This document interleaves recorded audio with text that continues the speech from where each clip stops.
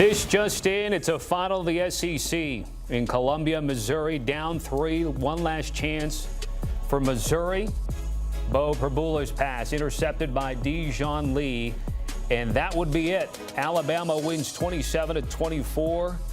This was a game where the hook mattered. 3.5 is what the Crimson Tide was laying. Vegas. They know. They know. They certainly do. The under, though, also cashes a 51 and hook. Ty Simpson, 200 yards passing, 3 touchdowns. We'll talk about the receiving core in just a little bit. But again, Alabama now 5-1. First 3-0 start in SEC play, all coming against AP-ranked teams in program history. And with that, we say welcome to CBS Sports HQ postgame. I'm Tommy Tran, Damian Harris, Brian McFadden, and Bud Elliott. Once again, final of the SEC, a 3-point victory for your Crimson Tide. Where do you want to start? Well, we can start with this. Does Alabama have the best resume in college football right now? I think so. Because what did you say to start this? First 3-0 start in SEC play, all coming against AP-ranked teams in program history. And the team that they happened to play today was, what, number 4 scoring offense in the country, number 2 scoring defense in the country. They go on the road. They handle business. The receivers don't have to do much. I mean, your leading receiver, Lozier Brooks, 58 yards. Okay. Jan Miller, 20 carries, 85 yards. Ty Simpson, 200 yards, 3 touchdowns. Now, that's great. But the point I'm making is they didn't have to do too much. They handled this Missouri team without their best stars playing like stars. Now, where I know we all would like to get into is one of their biggest stars that has gone missing is Ryan Williams. Now, I'm not even here to talk about Ryan Williams and what he's not doing. I'm just here to point out the facts and bring this to everybody's attention. Look at me. Imagine, I just said, me and Tommy together, we just said that this Alabama football team has the best resume in college football. I would argue that they're maybe the 1 or 2 outside of Miami or Ohio State. They're doing this without Ryan Williams. Now, how much better is this Alabama football team going to be when number 2 turns into an alpha? I can tell you they're going to be a whole hell of a lot better because they've gotten better with the run game. They've gotten better defensively. I mean, LT Overton had a day today. He is stepping up as the leader of this defense. Ty Simpson is surgical with it. He can dice you. He can hit the deep ball. He can find different guys to get involved. We're all just still waiting for Ryan Williams, not because we're disappointed, maybe some people are, but truly because we see the potential of this Alabama team and where they're able to go if he ups his level of play. So great win for Alabama, great performance in the run game, in the pass game, defensively. It's time to get number 2 going. Enough said. Today was a statement game for Alabama because of what they've done so far leading up to this Mizzou game and all the hype that was associated with the Mizzou as they got ready for this ball game. And to your point, they won in an ugly fashion. And sometimes that's needed because you might not be able to score 30 or 40 points per ball game. You got to be able to grind it out in an ugly matter. But let's talk about the defense because coming into today's matchup, it was about Ahmad Hardy and how prolific he's been, how outstanding he's been. Come on now. 52 yards today on 12 carries. They basically effaced him out of the game plan. They made Mizzou become one-dimensional. And that played into the part of what Alabama wanted to do defensively. It forced multiple turnovers, but the key defining stat for me, Mizzou, they were 1 of 10 on third downs. If you don't convert third downs, you cannot win ball games. So when you look at everything that is going on positive with the Alabama Crimson Tide, there's a lot you can talk about. But today, their defense improved dramatically. Ty Simpson is already a dude. I think he's the best quarterback in the SEC. I think he's one of the top quarterbacks in college football in totality. But what he did not do today, the defense did for them. Come on. That is a scary thing to think of when you factor in doing all of these great things without their star wide receiver showing up in the stat sheet like we think he should be in Ryan Williams. And B-Mac, they won third down because they won first down. Like Bama actually fit the run today. I think they allowed like 1 truly explosive rush from a back. More than half of Missouri's third downs were 8 or more yards, right? That takes Perbula's legs out of it on scrambles. It means I don't have to give a damn about play action on third and medium, third and short. Like, you won third down because you won first down. Like, Bama has not fit the run all that well this year. That was a huge key for today's game. And they probably had, like, 2 busts on a fit all game. Like, they were really pretty consistent with that. Just to button up everything that we had, 23 receptions by Bama players today. None from Ryan Williams, 200 yards receiving.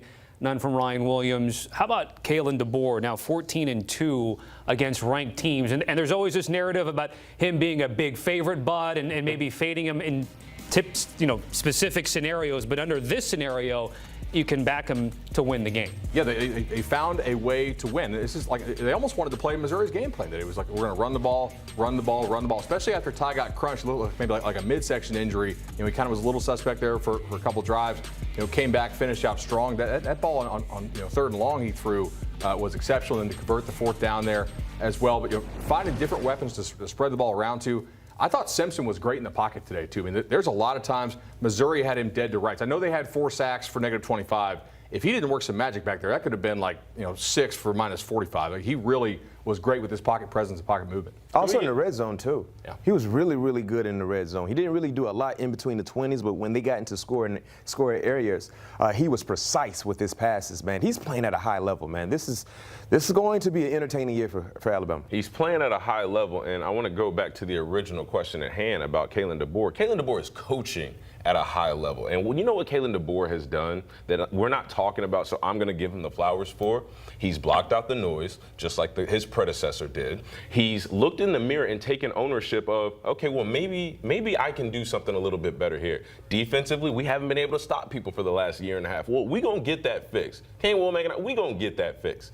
What about the offense? Last year, we had a quarterback and a marriage between DeBoer and Jalen Milroe that didn't work. Well, I'm going to play my guy. There was a lot of heat that he took for not starting a guy like Keelan Russell. Guess what he said? I'm sticking with my guy, because he saw Ty Simpson every single day at practice, and he saw what we are now seeing and becoming accustomed to. So flowers and hats off to Kalen DeBoer, because he is staying the course. He knows the winning formula. All he had to do was bring that to a place that had a culture that was just a little bit different, in an environment, in an SEC conference that was a little bit different. He just needed a little bit of an acclimation phase, and a lot of people were out on him, just like the lady, I wish I knew her name, who went on talking about what she would do if she won the lottery. She won the lottery ticket. You know what I'm saying? I've even had my own personal Yeah, comments. all y'all did. Everybody.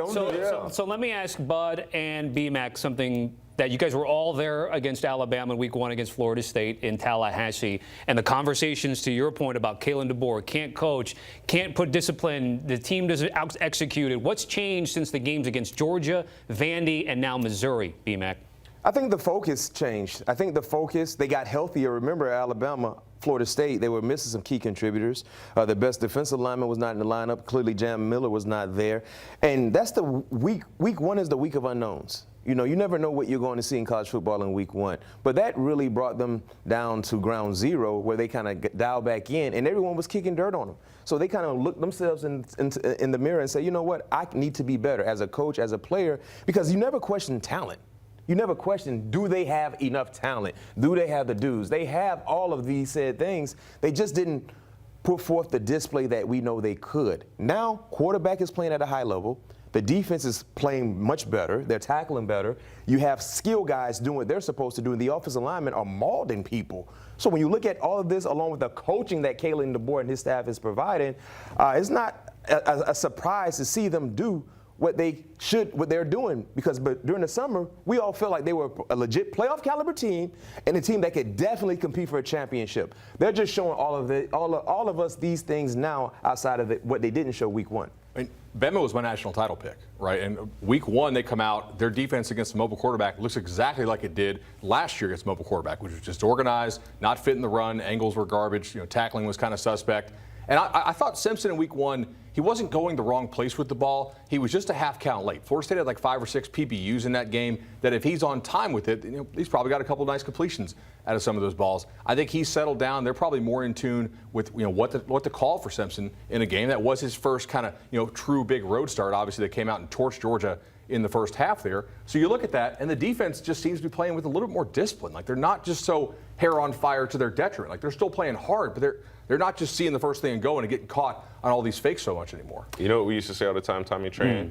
Us against the world. That's what this Alabama team has done. With all the talk from alum, from media, from former players, from all of us. They have taken that, and instead of leaning into that, they have said, you know what, enough is enough. Let's close the doors. Everything that's inside of this building, inside this locker room, it's about what's in here. It don't matter what anybody else says. It doesn't matter who shows up against us Saturday after Saturday after Saturday. They're just the next on the schedule. That is the Alabama mentality that we've been waiting for, and it's finally showing up.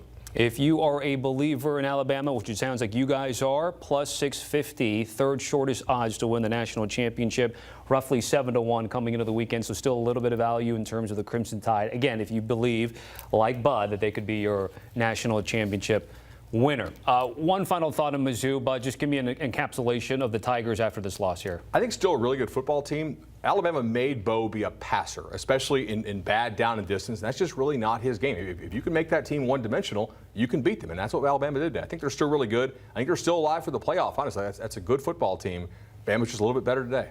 Eli Drinkwitz was one of the better head coaches down at halftime to win. They fall a little bit short, but still they were doing some really good things out there in Columbia, Missouri. Guys, really appreciate a nice conversation about these two teams. Here's a look at the remaining schedules for Bama. They've got Tennessee at home at Bryant-Denny next week.